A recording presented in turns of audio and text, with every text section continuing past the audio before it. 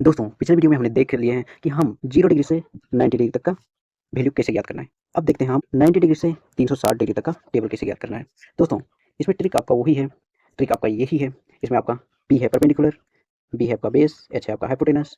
ये P को denote करेगा, ये B को डिनोट करेगा, ये H को डिनोट करेगा, ये कॉलम आपका 0 को डिनोट करेगा, ये कॉलम 30 को डिनोट करेगा, ये कॉलम आपका 45 डिग्री को डिनोट करेगा, ये कॉलम आपको 60 डिग्री को डिनोट करेगा, ये कॉलम आपको 90 डिग्री को डिनोट करेगा। इसमें कोई चेंजेस नहीं है। अब देखिए आगे दोस्तों, आपको इसमें त्रिकोणमिति बेसिक अनुपात ज्ञात होना चाहिए। उसके बाद आपको क्वाड्रेंट रूल ज्ञात होना चाहिए।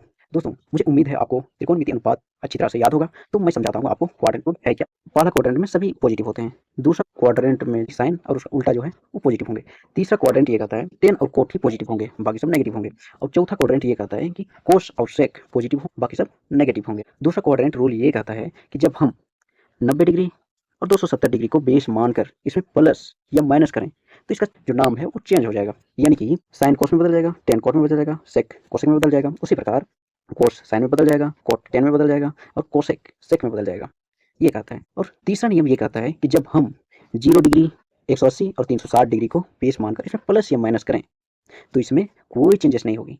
मतलब क्या है, साइन थीटा और साइन ही रहेगा, साइन थीटा ही रहेगा, कोस थीटा कोस ही रहेगा, टेन टेन ही रहेगा।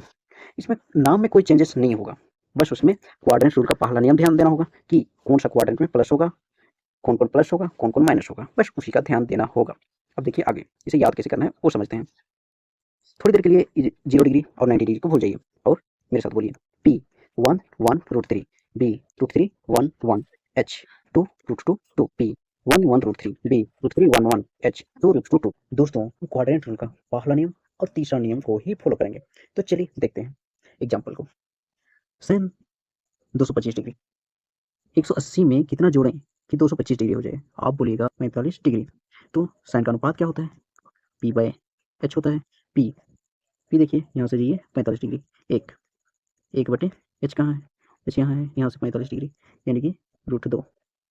प्लस होगा या माइनस होगा उसे देखते हैं कि 225 डिग्री कहाँ है, 180 और 270 के बीच है, तो यहाँ 10 और कोट ही प्लस होते हैं इसलिए ये माइनस हो जाएगा। अब देखिए 10 330 डिग्री, 330 डिग्री 360 में कितना घटाएं कि 330 हो जाएगा, तो आप भूलिएगा यहाँ 30 घटा दो, तो हमें केवल 30 डिग्री का ही मान ज्ञात करना है।